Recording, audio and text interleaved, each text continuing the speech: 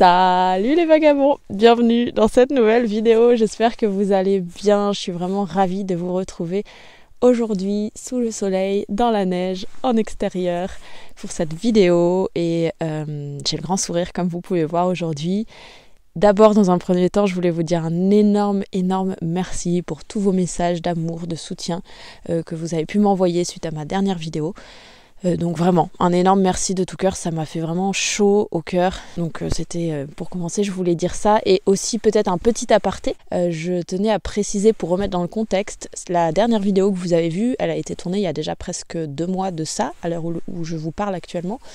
Donc il faut savoir qu'il y a quand même eu du temps qui s'est écoulé entre les deux, entre cette dernière vidéo que vous avez vue récemment et la vidéo que je suis en train de vous faire, parce que ça peut peut-être vous paraître du tout au tout d'un coup, mais voilà, je trouvais que c'était important de vous remettre un peu dans le contexte, qu'il ne faut pas oublier qu'il y a derrière tout ça, toutes les vidéos qu'on fait, tout un processus de création. En tout cas pour ma part, je fonctionne comme ça, j'ai tout un processus. Je ne fais pas juste une petite vidéo sur un coup de tête et je la publie. Enfin, ça arrive, ça peut arriver, là comme ici, là ça va être une vidéo plus simple, je ne vais pas réfléchir à 3 fois avant de la publier, ou même de la tourner. Mais c'est vrai que la dernière vidéo ayant été une vidéo sur le sujet de la santé mentale, et c'était un peu difficile pour moi d'en parler, parce que c'était quelque chose de très personnel aussi. Donc même de la tournée, ça a été compliqué. Une fois que je l'ai tournée, j'ai attendu encore longtemps avant de pouvoir la monter, avant de pouvoir ensuite la mettre en ligne. Enfin voilà, il y a eu tout un processus avant que j'y arrive. Et le moment où j'ai enfin réussi à mettre ça en ligne, et bien de toute façon, c'était déjà en fait le début de quelque chose de nouveau, puisque j'avais pu en tout cas déjà aller au-delà pour réussir à en parler, mettre des mots dessus et puis pouvoir en parler publiquement et diffuser ça. Il faut forcément que déjà il y avait un processus de guérison qui était déjà installé. Donc voilà, c'était pour remettre le petit contexte avant de commencer cette vidéo, parce que du coup aujourd'hui je vous annonce un nouveau départ, un nouveau projet. Et je suis vraiment ravie parce que ça y est, là c'est en cours, c'est en train de se faire et je pense que ça va vous plaire aussi. Petit teaser, c'est un projet qui va impliquer de la neige, du grand froid et des aurores boréales. Oui. Et donc, non, on n'est pas en France. Enfin, quoique, on a vu des aurores boréales en France il n'y a pas si longtemps. Mais bon, non, c'est pas en France. Vous l'aurez compris, je pars donc dans le Grand Nord, et plus particulièrement en Laponie finlandaise. Et d'ailleurs, à l'heure où je vous parle, là, actuellement, quand je fais cette vidéo, je suis déjà en terre finlandaise. Alors, je ne suis pas encore partie pour la Laponie, je suis plutôt dans le sud de la Finlande. Je vais donc prendre un train très prochainement pour monter jusqu'en Laponie depuis Helsinki, et puis ensuite, je rejoindrai le petit village de Etta, dans le nord du coup, le nord. Et rien que d'y penser, de vous le dire, c'est fou, là j'ai un peu du mal à me projeter parce que c'est en train d'arriver et j'ai trop hâte de cette aventure. Donc je vais partir en ski de randonnée nordique avec un traîneau Pulka que je tirerai derrière moi, et puis je rejoindrai sur 4 à 5 jours d'aventure depuis Etta le village de Pallas à travers le parc national de Ilastunturi. Alors je m'excuse pour la prononciation, je suis sûrement très mauvaise, je dois complètement écorcher les mots que je prononce. D'ailleurs, s'il y a des Finlandais qui à tout hasard regardent cette vidéo, désolée, mon finnois est très limité, à part Kitos, et encore, je suis même pas sûre que je le prononce bien. Donc voilà, mais heureusement la majorité des Finlandais, enfin une grande partie des Finlandais parlent anglais, donc ça me permet de pouvoir communiquer ici, et notamment pour terminer quelques petites choses de finalisation dans ma préparation pour mon grand départ d'aventure. Si vous vous demandez en fait de quoi il s'agit, justement je me dis que ça peut être intéressant de vous dire ça consiste en quoi en fait de finaliser une expédition dans le grand froid. En fait là j'ai pas mal de petites choses à savoir, notamment les trajets aller-retour. Ensuite il y a également les hébergements, tout simplement avant et après l'expédition.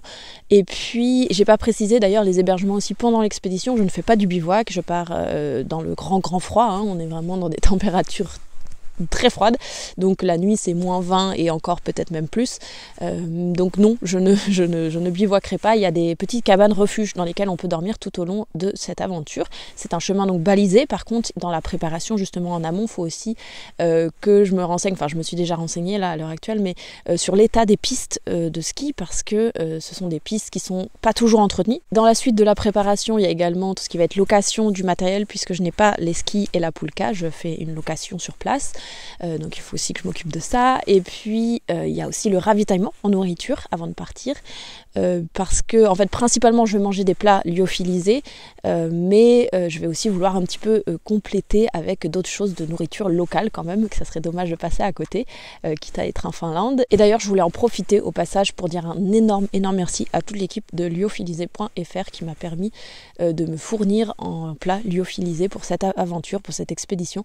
Donc un énorme merci à eux. Et puis bien sûr, en dernier lieu, il y aura aussi à vérifier bien la météo avant de partir, parce que je pars au mois de mars parce que pour plusieurs raisons. D'abord parce qu'au mois de mars en Laponie il commence à y avoir un petit peu plus de temps, de jours dans une journée, donc je vais avoir un peu plus de temps pour pouvoir avancer sur les sentiers. Et puis aussi parce que normalement en mars, alors il y a encore une très bonne couche de neige et peut y avoir encore beaucoup de neige, mais normalement au mois de mars les températures sont un peu plus chaude, alors avec des guillemets, puisque c'est, au lieu d'être plutôt des moins 30, on va être plutôt sur des moins 20 dans la journée, moins 15 peut-être même, donc voilà. Mais sauf que justement j'ai appelé l'office de tourisme il n'y a pas longtemps et ils m'ont dit qu'en ce moment les journées étaient encore, à l'heure où je vous parle, en tout cas peut-être ça va évoluer dans les prochains jours et je l'espère de tout cœur, parce qu'à l'heure où je vous parle, donc c'est des moins 30 de température qui sont annoncées la journée, donc voilà, j'espère vraiment que ça va un petit peu s'améliorer pour que je puisse progresser sans trop de difficultés sur le sentier. Voilà, vous savez tout maintenant sur ce projet d'expédition dans le grand froid. C'est un projet dont je rêve depuis plusieurs années maintenant et qui se concrétise, et c'est assez fou. Voilà, c'est assez fou. J'ai un peu du mal à trouver les mots. Je vous cache pas que là, je suis dans cette période, vous savez, cette période où on est en train de préparer, puis que ça se finalise, et puis qu'on est sur le point de partir. Mais il y a toujours ce moment de doute et d'appréhension qui nous envahissent d'un coup. Et on se pose toujours plein de questions de est-ce que je le fais vraiment ça? Est-ce que c'est pas... voilà, est-ce que, en fait. Et c'est tout à fait normal, je crois. Enfin, en tout cas, dans mon cas, c'est très normal que ça surgit toujours un peu avant les départs. Et surtout quand il y a un laps de temps un peu plus long dans la préparation avant le départ. Et forcément, voilà, je me pose des questions, mais en même temps, c'est super stimulant, parce que je me pose autant de questions que je suis super excitée en même temps, et parce que c'est l'aventure qui arrive, et donc voilà, j'espère vraiment de tout cœur, je croise fort les doigts que ça va pouvoir se faire, parce que bon, on sait jamais, hein, les conditions météo, plein, comme je vous disais, il y a plein de choses encore qui sont en finalisation de préparation, j'espère vraiment que ça va pouvoir se faire, mais sait-on jamais. Pour finir cette vidéo, évidemment, je vous emmènerai avec moi, enfin en tout cas j'essaierai de vous emmener avec moi dans cette aventure. Ça dépendra aussi beaucoup des conditions météo, parce que c'est beaucoup plus complexe à gérer dans le grand froid, la neige, le vent, de filmer en même temps. Mais je vais essayer en tout cas. Et puis pour vous donner un petit avant-goût de cette aventure, je vous laisse avec quelques images de mon introduction à cette aventure. Et puis je vous fais plein de bisous et à tout bientôt. Cette année, j'ai décidé de refaire émerger quelques-uns de mes rêves que j'avais enfouis au fond de moi. Parmi eux, les grands espaces, la nature sauvage et puis les aurores boréales.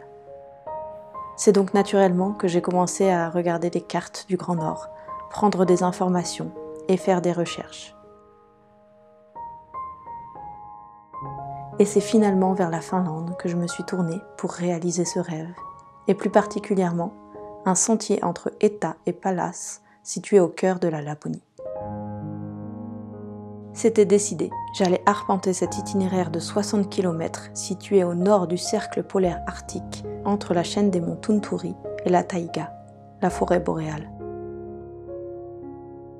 L'hiver en Laponie peut être très rude, avec des chutes de neige régulières, des températures qui peuvent descendre jusqu'à moins 30 degrés et peu de lumière du soleil. Mais le soir et la nuit, par ciel dégagé, on peut y observer des aurores boréales. La liste de mon matériel est presque bouclée, mon itinéraire et mes étapes aussi. Et maintenant, je dois dire qu'il me tarde de partir.